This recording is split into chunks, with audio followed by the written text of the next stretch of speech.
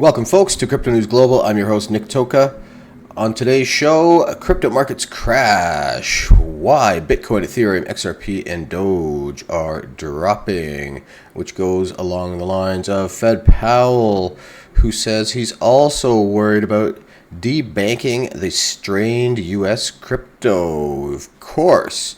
And our feature story of today is Japanese stock Metaplanet explodes 3,575% in 1 year amid Bitcoin accumulation. That's what I've been talking about, guys.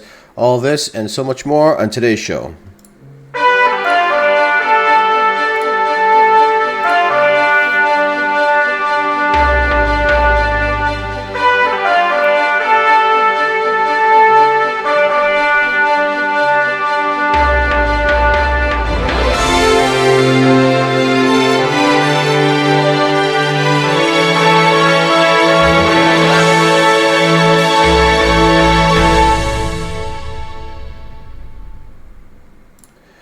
Welcome, folks, to Crypto News Global. I'm your host, Nick Toka. Today is February 11th, 2025, and Bitcoin is in the red, and it's mostly due to the Fed's Jerome Powell, who basically said there's no need to rush reducing interest rates. So the entire financial industry, any assets, not static, solid assets, like securities and Bitcoin and crypto, are all a little bit in the red, because when interest rates drop, people have more money to put into speculative assets, and the opposite goes. If there's no changes in interest rates, then these speculative assets drop a little bit. But before we get into our stories and our crypto and Bitcoin technical analysis and market watch, I want to talk about something a little different today, and that would be your bank. Your bank is fooling you, people.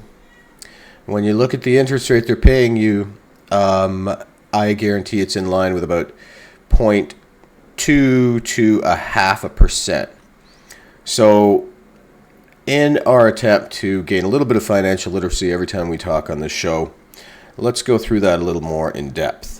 So most people have a brick and mortars bank account, and it's not a bad thing. And you should definitely keep your brick and mortars bank account, but you should have that as your checkings account. Savings account, on the other hand, most people have, a checkings account, and that's about it. Now, you want to open a savings account to gain a little more interest. And of course, they tell you that, hey, open a savings account, interest rate 5%, right? So if you go to your brick and mortars, they're only going to offer you, 1%. If you go to the online bank accounts, savings accounts, you'll get more of an offering. Now, the headlines read, when you're watching the basketball game and the bank commercial comes on, hey, go to this no-fee bank account, online account with up to 5% interest, right? What they're not telling you is, if you read the fine print, that 5% interest is on a balance over $1 million. If you have $750,000, then the interest rate is 3%, and going on down the line, and ultimately anything under $250,000, you're getting 0.5%. So take good notice, read the fine print when opening one of these accounts. Now, do I recommend opening an online account? Absolutely. You don't want to do with some little schmo bank. You want to deal with the big guys. But look around and find one that is, insured by the government, the same way your bank accounts are. They definitely exist. And look at the fine print. What you're going to really be using this account for is savings, exactly what it's called. Open an online account. Your brick and mortars account, you're going to be using that checking account as a distribution type account. So your money's going to come in there, your paycheck comes in there, and from there you will use that to distribute to different accounts, including this savings account. Within the savings account, you want to create not just one account, they're free, right? Find the one, of course, that's going to pay you the most interest. Secondly, read the fine print. Make sure they're not bullshitting you saying 5%, but it's really 5% over $1 million in your account. Third, you can open multiple savings accounts within the same umbrella, the same account, but you can have multiples. So what you want to do with this, if you really want to start saving, is you want to create an account for every different type of saving that you are actually trying to save for. So, for example, I'm saving for a trip. Well, you want an account for that. I'm saving for a car. You want an account for that. I'm saving for a house. You want an account for that. The money from your checking, you can make it so it automatically gets distributed to these accounts, so you don't even have to think about it, number one. Okay, so I'm saving for a house. Okay, that's, $400 a month. I'm saving for a trip. That's $100 a month. I'm saving for a car. That's $200 a month. So the money, you can set it up on your brick and mortar account to automatically withdraw these funds going into these different accounts automatically. You set it up once, you don't have to think about it again. This way, it's much easier. You're not stuck, every time you get paid, or twice a month or 4 times a month, going in, send this here, send this here, send this there. It's not sustainable, and you probably won't do it. But if you make these things automatic, it's definitely going to go. It has to go because you set this little routine up.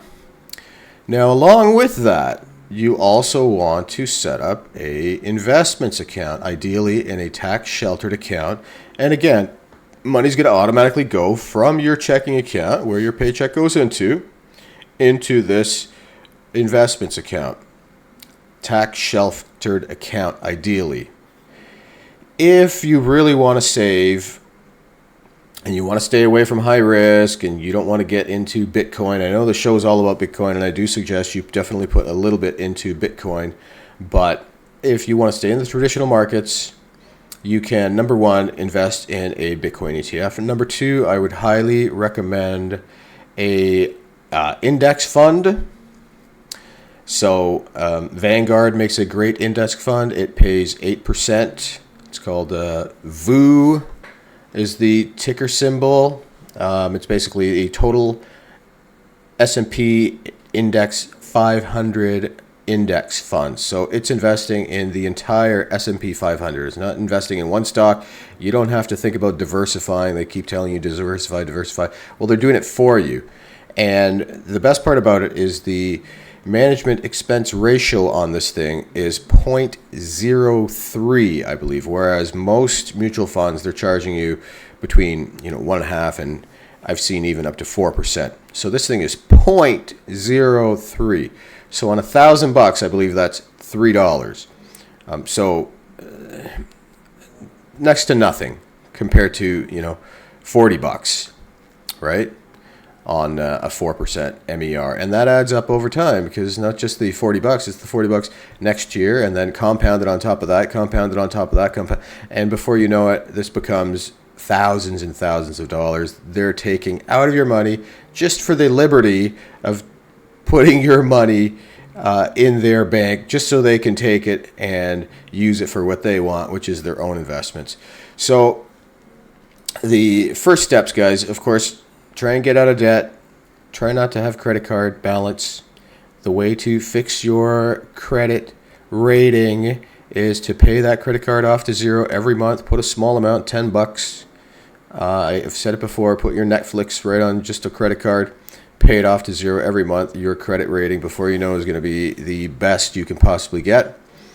Open up one of these online savings accounts, research them, find yourself a great account with an actual high interest rate, not a BS,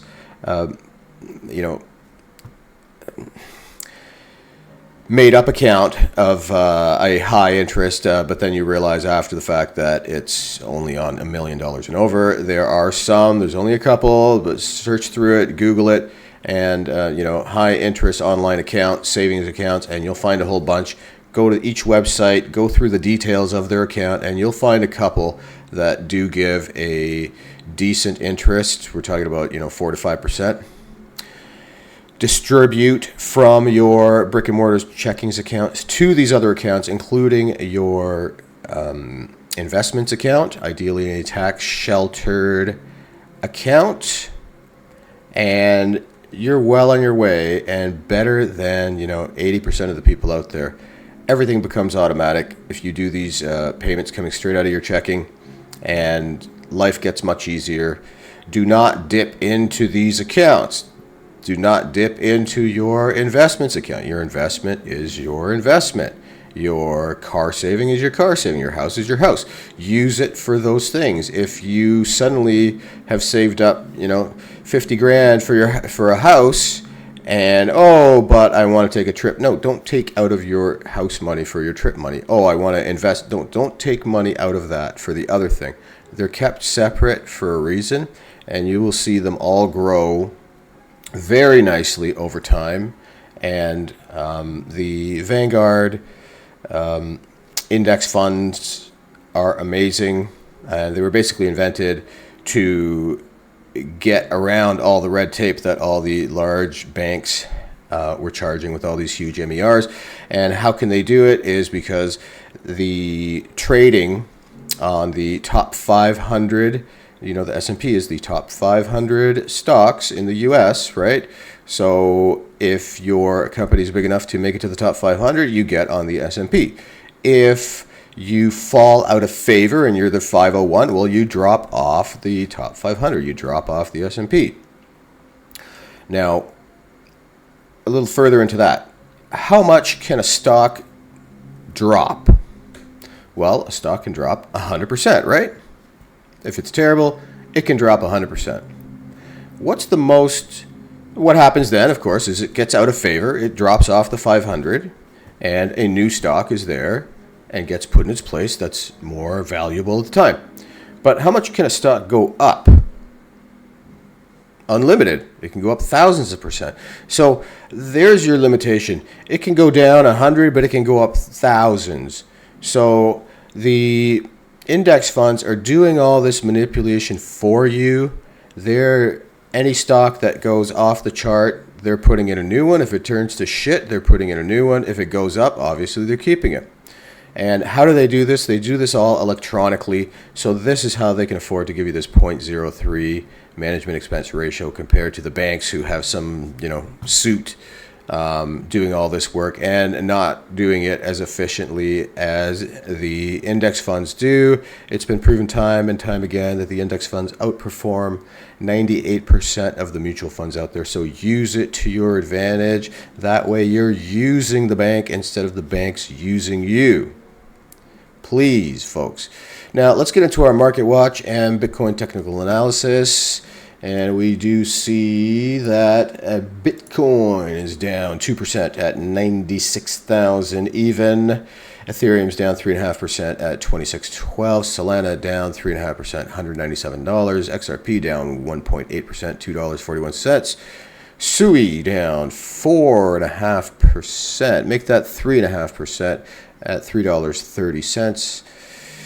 Doge down 2.5%, despite all the good stuff and good news that there's coming out of the States there with Musk. And SHIB also down 2% to 0.00004016.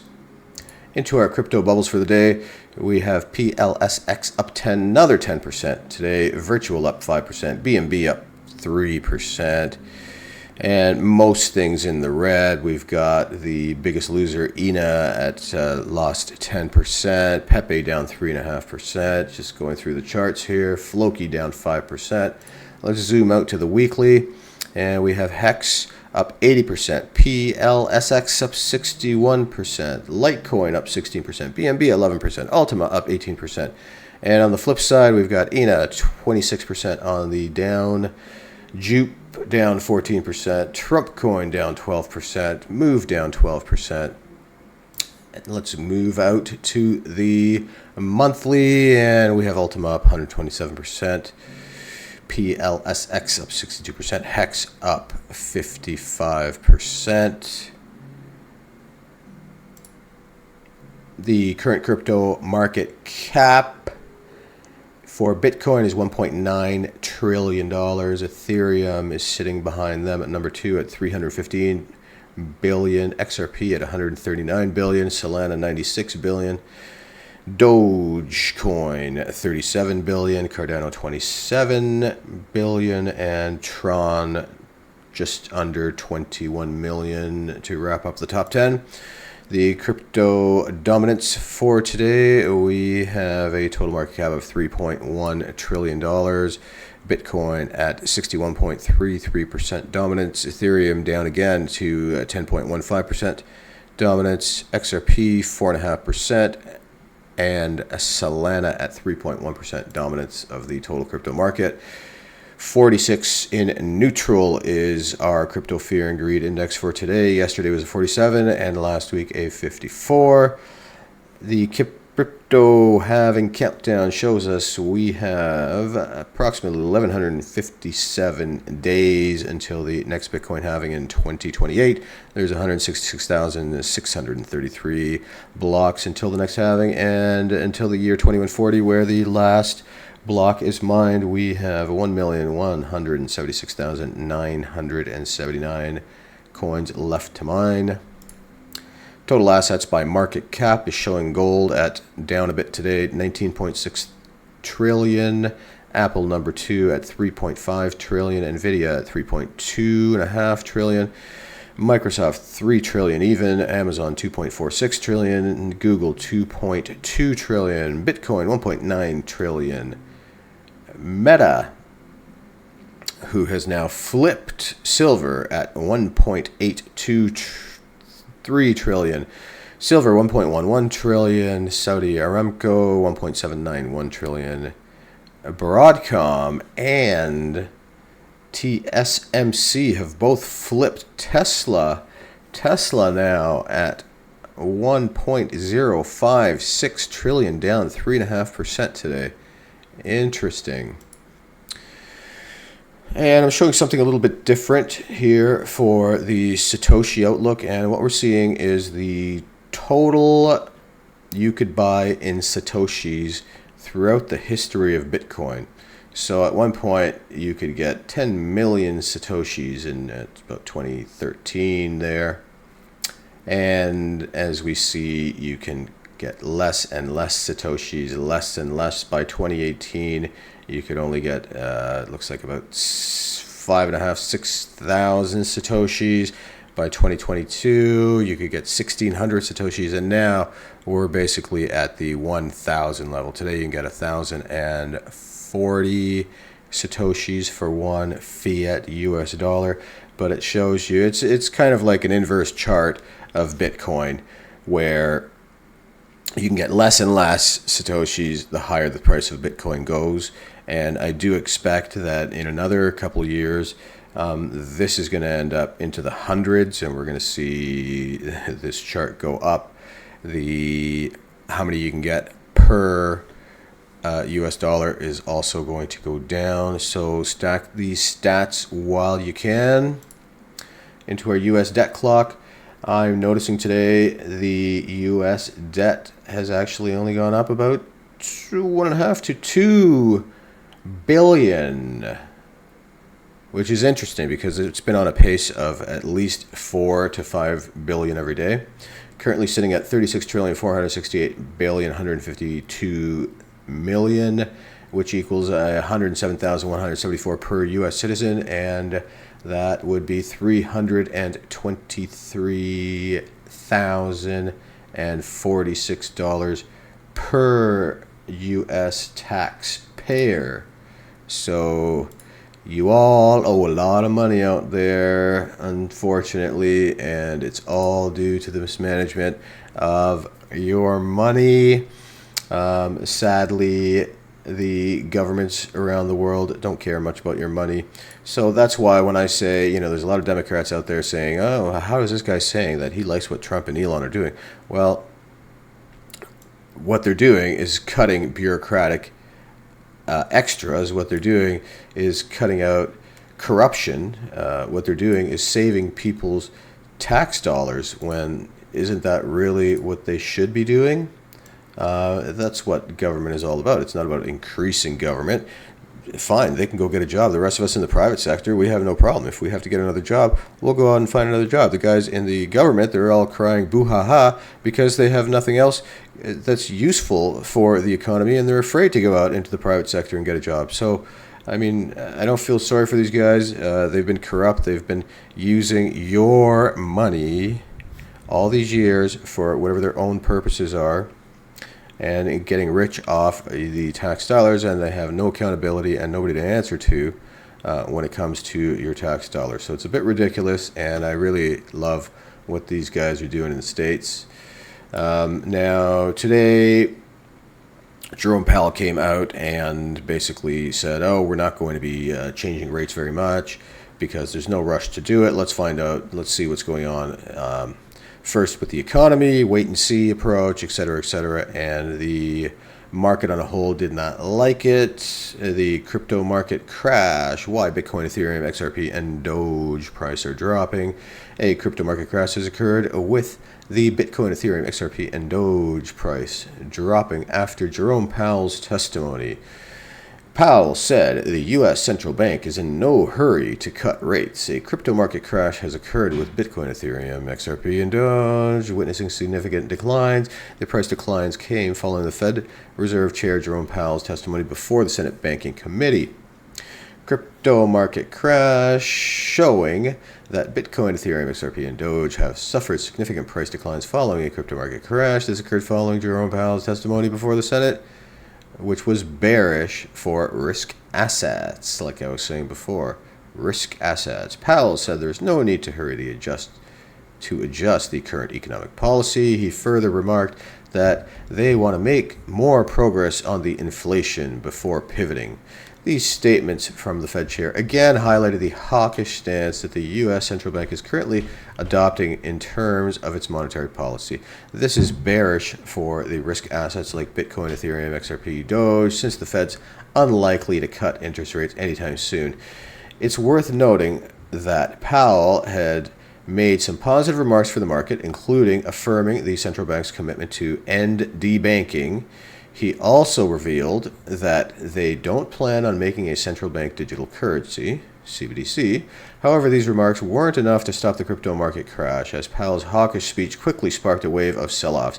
The Bitcoin price could quickly dropped below the $97,000 support level and is at risk of falling below $95K at the time of writing.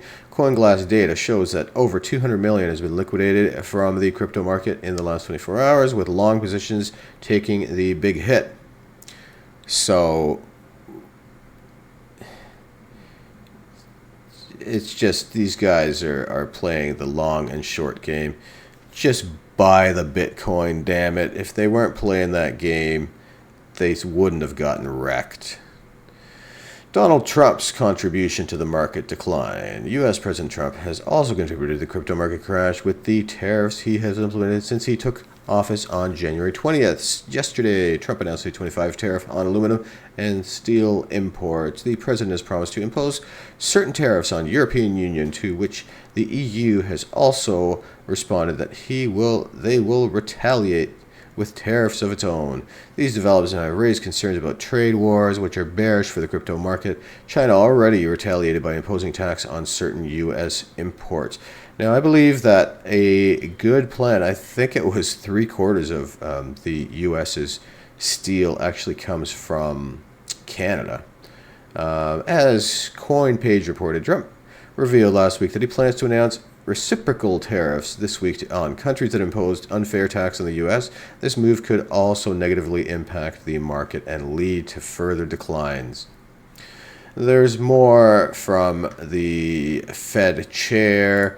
The Fed Powell says he's also worried about debanking that strained U.S. crypto, as crypto firms and their new government allies rally against U.S. regulators for chasing them out of banking. Powell says such tales are a worry he'll address.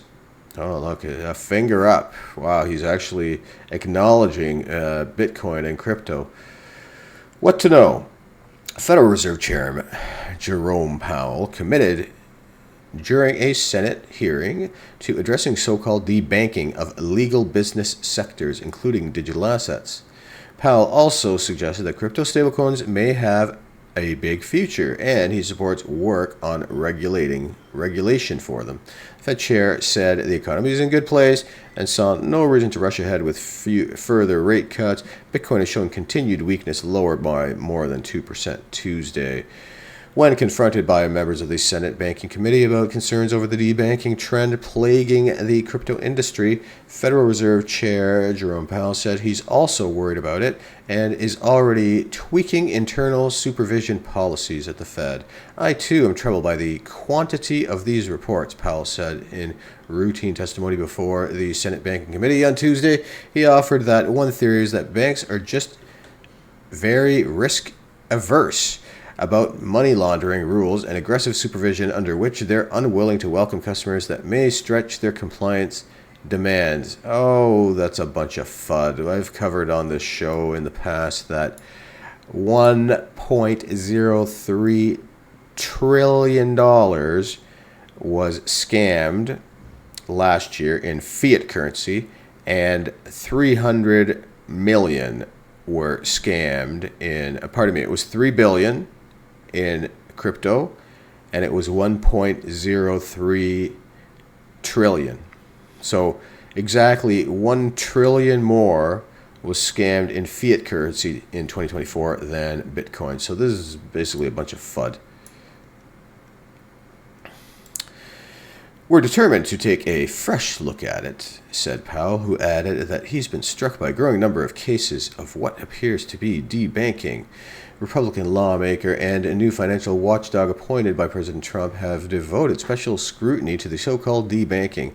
They say it was encouraged by the previous administration's banking agencies, including the Fed, the Federal Deposit Insurance Corporation, and the Office of the Controller of the Currency. Powell also thanked crypto advocate senior Cynthia Lummis for raising in a recent debunking hearing that the Fed has a policy to direct greater supervisory scrutiny on bankers who engage in controversial speech or activity. He said that the policy is being deleted from their internal manual it came from. While crypto oversight wasn't a central topic at Powell's hearing on Tuesday, a few of the industry's big issues were raised, including stablecoins and central bank digital currencies.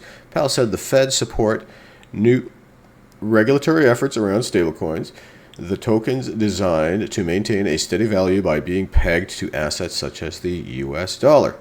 Stablecoins may have a big future with consumers and businesses, Powell said. We can't know that now, but it's important for the development of stablecoins in a safe and sound manner that protects consumers and savers, and all that there be a regulatory framework. The chairman of the U.S. Central Bank also gave a clear answer to his intentions regarding CBDCs, a nebulous threat of a digital dollar that has had long concerned U.S. crypto firms, though no U.S. proposal had ever really developed. When asked, he'd agreed to never launch a CBDC. Powell simply said yes.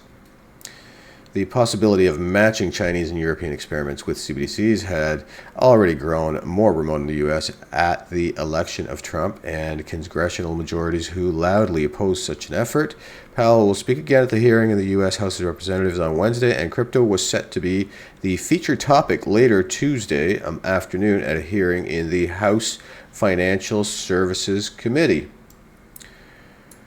So there are some good things. You know, he says no to CBDC, which is good, on track for what we want. Nobody wants the central bank digital currency. The Chinese have had that for years, and they're basically monitoring every single thing that every citizen does. And people say, who cares? CBDC. What can they track with a CBDC? Well, folks, let me break it to you easy here. There's no better way to learn about somebody than their financial tendencies. If somebody knows every single thing you buy, every single thing you do, then, for the most part, is their business. For example, you have a phone account, You have what type of phone you've got. Apple Pay, let's say, Google Play. What TV you watch. You've got Netflix. You've got cable. What you shop for. I like apples. I like bananas. I like, junk food.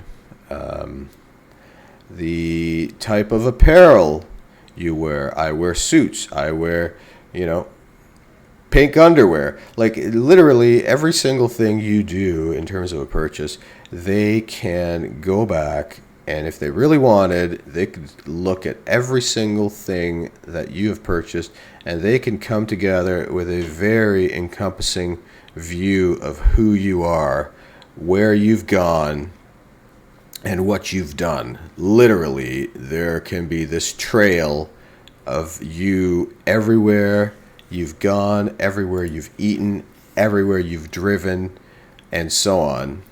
So the CDBC, when they talk about control, it's more about privacy than it is about the currency at all. So keep that in mind. And so I am very happy that, even the feds are saying, no CDBCs. China and, Europe, these like literally woke, maybe not so much China, but the European woke initiatives, they'll just go with whatever the government tells them. Oh, yes, sir. Yes, sir. Oh, CDBC, of course, sir. We'll do it. Our citizens will follow. And basically, once they put their position and start a CDBC, there's no going back. You're not going to see people saying, oh, I'm only going to use cash from now on. Well, yes, maybe you will, but after a few years, there will not be any cash. It'll be, if a vendor or, a restaurant or anybody takes in cash, they'll be instructed to take it and destroy it, or take it and send it to, the government. And before you know it, there won't be a single penny circulating, and you won't see any paper money, any coins anymore, and it would strictly be CDBC, and every single thing you do, every place you go will be tracked. On the other hand, there is, of course, the biddy. Now, Bitcoin can be traced because with every transaction, it gets put onto the blockchain, a permanent ledger of every transaction. However, it's not necessarily good at transactional value. It's slow. It takes 10 minutes for a purchase to go through. So ultimately, it's not going to be used as a primary currency. It's going to be used as a reserve. You'll have your Bitcoin, which you've got in your cold wallet, hopefully, and then you'll have a Lightning wallet attached to it, for example, or maybe even an XRP style thing in the future. Those are very fast. Those you scan, you buy a coffee for $2, you scan and blip, it comes right out of your account. The merchant gets paid immediately. Bitcoin, it's a 10-minute thing. So every 10 minutes, the block reward and the new Bitcoins basically get distributed to whoever wins the Bitcoin. So out of the miners, right? So it's not going to go that route. It may be something linked to your Bitcoin, but it's not going to be the actual Bitcoin that's being used for transactions. The Lightning has a excellent speed. I've used it. It's immediate. Now XRP, the way they're talking, it's also immediate payment, and that's why the Europeans are looking at it, and now I've even heard the States maybe looking at it. But still, there is the biddy, and at this point, it seems to me that every company that is in a slight turmoil or failing or wants to do better as an organization, like Michael Saylor's MicroStrategy, they put their money in the biddy. Now, we have the Japanese stock Metaplanet, and their stock has exploded 3,575% 3,575% in a year since they started accumulating the biddy into their reserve. The Japanese hotel and investment firm Metaplanet witnessed its stock explode by a staggering 3,575% in the last year as it launched an aggressive Bitcoin accumulation strategy. Metaplanet gobbled up 1,762 BTC last year and became the best performing stock worldwide, according to a recent company earnings presentation. By the year end of 2024, our Bitcoin holding were 14 times our market cap in April, a pace unmatched by any public company. Metaplanet is now Asia's largest public Bitcoin holder and a top 15 holder globally. Top 15 globally. That's not bad. Our ongoing ability to access capital markets effectively translates directly into BTC per share growth, ensuring every yen raised increases our Bitcoin reserves. In quarter 4, we launched a Bitcoin income generation, a structured capital efficient program that monetizes Bitcoin volatility through open premiums without touching our cold storage reserves. This strategy leverages newly raised capital and excess collateral, generating sustainable revenue and strengthening our balance sheet and accelerate Bitcoin accumulation. Metaplanet holds the 15th largest BTC corporate treasury in the world, according to BitcoinTreasuries.net. Japanese firm aims to acquire 10,000 Bitcoin by the end of 2025 and 21,000 coins by the end of 2026. Metaplanet also continues to operate a Tokyo hotel, which it plans to renovate and rebrand into the Bitcoin Hotel. Yeah, baby. So, brilliant on Metaplanet's side. The Japanese currency was experiencing quite a bit of inflation over past about 3 to 5 years. So they made a good move to put Bitcoin on the balance sheet, and not only did they hedge against inflation, but it turns out they are the best company in the world in terms of gains, almost 3,600%. So amazing to hear. And they effectively took the sailor put and they made it into the Asian style sailor put, and they're taking their money and they're basically putting it into Bitcoin, and voila. And I've said it before, it's almost like every company who decides to put Bitcoin on the balance sheet, their stock flies. People love it. Bitcoiners love it. They flock to put their money into one of these companies, and the company is a huge winner because of it. Hopefully earlier you went through and learned a little bit about financial industry literacy, guys, and please go back to the beginning of the broadcast and go through it, and I suggest you do make some changes with your finances to get more in line with keeping more of your money and not giving your money to the bank the way a lot of people have been doing for decades, and that's the traditional way. And also know that you will get there. Money is abundant. Money is everywhere. It's time that's scarce. So use your time wisely. Spend less money than you earn, and start saving today. If you start saving when you're young, you should be able to retire when you're 40 or 45 and not when you're old and don't have the physical health to do the things that you might want to do in your retirement. And if you have a great idea, this is how things are going to get rolling for you, and start that idea today. Don't wait around. Start today, and things will come together for you slowly. Even if you're not ready, start today. You're going to make some errors along the way, but you'll learn from those mistakes, and finally things will be in line. I know 100% that even if you start and fail, you'll have more gratitude inside of you than if you don't start at all, because you will always live in regret of not knowing if things would have worked out for you. Hopefully you found this stream enjoyable, guys. If you did, please help me get toward my goal of 500 subscribers. And please share, like, comment, and subscribe. And we will see you on the next stream, everybody. Thanks for joining.